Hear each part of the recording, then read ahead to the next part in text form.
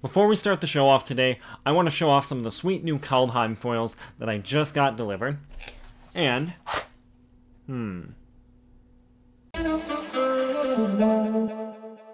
obviously today we're going to be talking about curling foils, or as it's known, Magic's Pringle problem. Welcome to the show, it's MTG Money. I'm Matt, your host and the owner of EC Hipstar Games in beautiful Eau Claire, Wisconsin, where the curling club has nothing to do with Magic foils.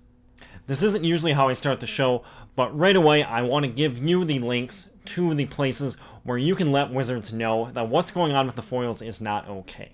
So, in the show notes, you're going to find links to the Magic product replacement form, along with the product replacement live chat, and then I also am suggesting that you go on Facebook to their main page and Twitter, again, to Wizards_Magic, and let them know that this is not okay. One thing I do want to say is do not target any specific Magic personalities, as most of them are game designers and have nothing to do with the physical makeup of the cards. And while you're scrolling around the internet and letting people know how you feel, please go ahead and like and subscribe to the show, and if you would share it on your social media, that would be fantastic.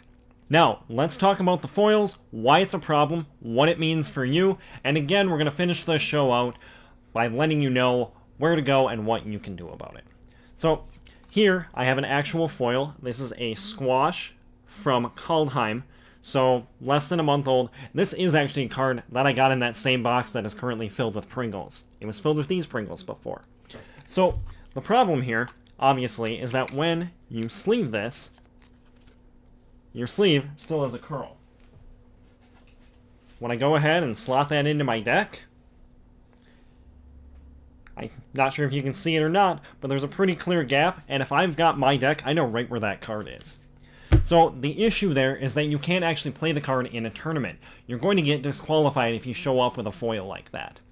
And if you can't play the cards that you're buying, what is the point of buying them? Now this has been going on for about a year. Looking through my foils, I first noticed it at Theros Beyond Death. It may have even started a little bit earlier with the Secret Lair cards. So the sets included in this are Theros Beyond Death, Ikoria, Core 21, Zendikar Rising, and now obviously Kaldheim, along with all of the Secret Lairs that have been released in foil have had known curling problems.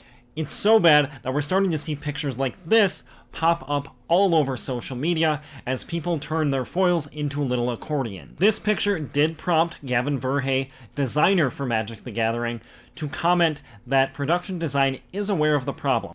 However, we have not heard an official announcement from Wizards to say that they are going to stop printing foils like this, or to even address that there is a problem at all. Turning to the financial implications of this, because this is a show about helping you manage the financial value of your collection, cards like this are unplayable. So in the eyes of a vendor, they are damaged, even though, for all accounts, it would be near mint if it wasn't curling. So if you take a card that's actually worth money, say like Uro, that's in foil, it's going to have that curl, and for all accounts, it's a damaged card. And the results of this is that we're actually seeing foils of most cards come in at or under the price of their non-foil versions. Along with that, Wizards is selling the Collector Booster product for $20 or $25 when at least 11 out of the 15 cards are going to be foiled and are going to come out damaged. That's not okay.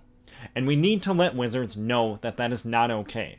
There's no reason we should be spending our hard-earned money on cards that are going to be damaged straight out of the pack. So again, I'm going to do the callback to letting Wizards know that we are not okay with this. So go ahead, tag them with your curled foils on Facebook, Twitter, and go ahead and use that product replacement form to let them know that the products that we are pulling directly out of the packs are coming out damaged.